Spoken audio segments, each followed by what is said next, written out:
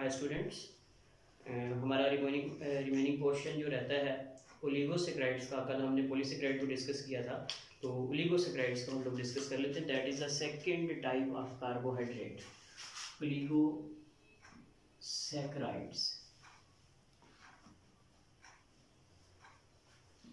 अच्छा जी, ये वर्ड, इसी वर्ड से ही इसका हम मतलब निकालेंगे। ओलिगो का मतलब होता है फ्यू, फ्यू मतलब सम, कुछ। सेक्राइड्स का मतलब क्या होगा? शुगर। कौन से वाली शुगर? मोनोसेक्राइड्स। कौन से वाली? मोनोसेक्राइड्स। यानी जब कुछ मोनोसेक्राइड्स आपस में जुड़े हों, ठीक है, उसे क्या कहते हैं? ऐसा मोनोसेक्राइड क्या कहलाता है? ओलिगोसेक्राइड। अगेन सुने, जब कुछ मोनोसेक्राइड, वो दो भी हो सकते हैं, मिनिमम दो, मैक्सिमम कहाँ तक हो सकते हैं? 10 तक। मिनिमम 2 हो सकते हैं, मैक्सिमम 10 तक मोनोसेक्राइड्स आपस में अगर जुड़े हो तो क्या कहेंगे हम उसे? ओलिगोसेक्राइड्स।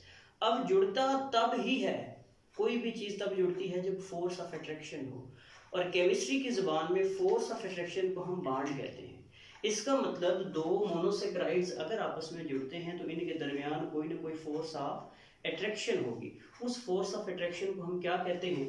ग्लाइकोसिडिक बॉन्ड या ग्लाइकोसिडिक लिंकेज।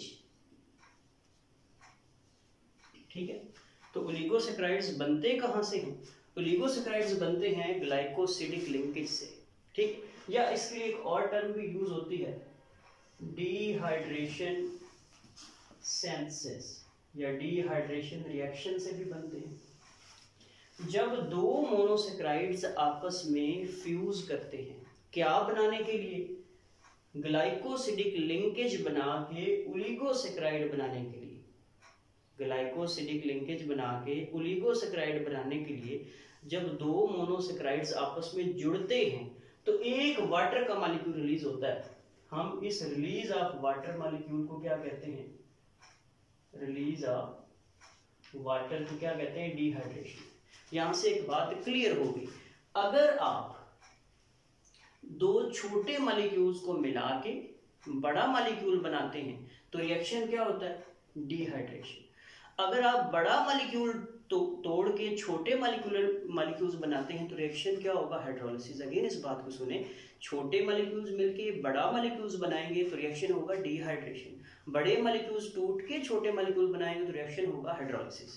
अच्छा जी, अब यहाँ पे छोटे मॉलिक्यूल्स मिलके बड़ा मॉलिक्यूल बना रहे हैं तो कौन सा रिएक्शन है? हाइड्रोलिसिस का रिएक्शन है।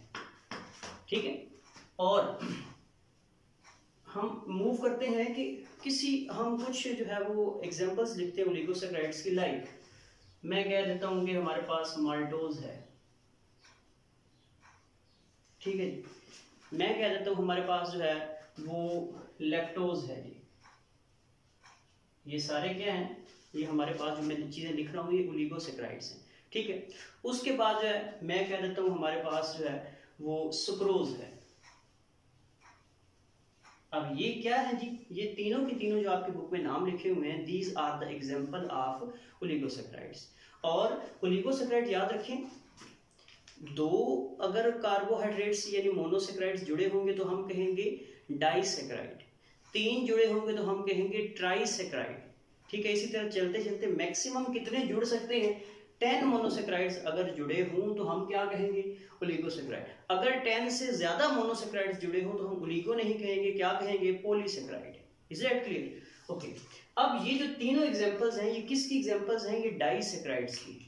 किसके जी? डाई, यानी इसको भी तोड़ेंगे 2 मोनोसेक्राइड, इसको भी तोड़ेंगे 2 मोनोसेक्राइड, इसको भी तोड़ेंगे 2 मोनोसेक्राइड। और मैंने अभी आपको बताया था कि जब बड़े मॉलिक्यूल्स को तोड़ते हैं तो पानी का मॉलिक्यूल चाहिए होता है, हाइड्रोलिसिस होती है। क्या होती है? हाइड्रोलिसिस।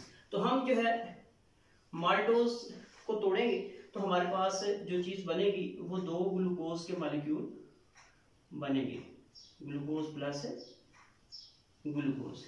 ठीक है, इसी तरह इसको तोड़ेंगे, ग्लूकोज प्लस गैलेक्टोज, आइसोमर है ग्लूकोज का। ठीक है, इसी तरह सुक्रोज को तोड़ेंगे तो हमारे पास बनेगा ग्लूकोज प्लस फ्रुक्टोज। ठीक है, ये वाली चीजें क्या है, ओलिगोसैकराइड्स, ये वाली चीजें क्या है, मोनोसैकराइड्स है। ठीक है, अब याद रखिए इसके तोड़ने के लिए ये हाइड्रोलिसिस होगी तो हमारे पास यहाँ पे एक एक मॉलिक्यूल किसका चाहिए होगा, वाटर का। ठीक है, और अगर आपने इनको मिला के ये चीज बनानी है तो वाटर का मॉलिक्यूल इधर प्रोड्यूस होगा। ठीक है, अगर आपने इन दोनों मोनोसैकराइड्स को मिला के ओलिगोसैकराइड बनाना है तो वाटर का मॉलिक्यूल बनेगा, डिहाइड्रेशन होगी, और अगर तोड़ेंगे तो आपको मॉलिक्यूल चाहिए होगा। Is that clear? अब ये हमारे पास जो है वो टोटल मोनोसैकराइड्स हैं। मैंने कहा मिनिमम 2 हो सकते हैं और मैक्सिमम कितने हो सकते हैं, 10 हो सकते हैं। ठीक है, और ओलिगोसैकराइड्स के अंदर आप लोगों को इस चीज़ का अंदाजा होना चाहिए कि मैंने कहा था कि जो फंक्शनल ग्रुप है वो क्या होता है, वो होता है सी, वो एक्स और वाई सेम नहीं होते। जैसे कि सुक्रोज है, इसका फार्मूला है C12H22O11। देखें कार्बन और जो हमारे पास ऑक्सीजन है ये कॉमन या आप कह सकते हैं सेम नहीं है। ठीक है, तो ये मोस्ट कॉमन हमारे पास डाइसैकराइड है जो आपकी बुक ने मेंशन किए। अब मैं यहाँ पे आखिरी बात इनकी लिंकेज लिख देता हूँ, हम इसको वाइंड अप करते हैं।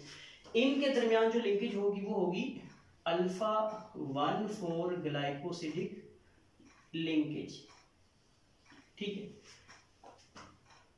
इनके अंदर पे क्या होगी, अल्फा 1,4 ग्लाइकोसिडिक लिंकेज। इसके अंदर क्या होगी, अल्फा 1 बीटा 2 ग्लाइकोसिडिक लिंकेज। अब ये जो हमारे पास लिंकेजेस हैं इनके मैं बता देता हूँ। अल्फा 1,4 का क्या मतलब है कि हमारे पास एक ग्लूकोज का कार्बन 1 दूसरे ग्लूकोज के कार्बन नंबर 5 से अटैच है, तो क्या होगा 1,4। अब ये अल्फा बीटा क्या होती है, ये लिंकेजेस बनती कैसे, ये हम तमाम स्ट्रक्चर्स के एक सेपरेट लेक्चर बनाएंगे जिसमें आपको स्ट्रक्चर्स ड्रा करना बताएंगे, कैसे पता चलता है कि जो स्ट्रक्चर है वो अल्फा है, वो स्ट्रक्चर बीटा है, वो अल्फा 1,4 है, वो बीटा 1,4 है, वो अल्फा 1 बीटा 1,4 है, वो अल्फा 4 अल्फा 1 एंड बीटा 6 है, वो किस तरह के स्ट्रक्चर है। हम अपने नेक्स्ट लेक्चर में इंशाल्लाह इसको जो है वो बनाएंगे। अब तक इतना ही, अपने इंस्ट्रक्टर को इजाजत दीजिए। अल्लाह हाफ़िज़।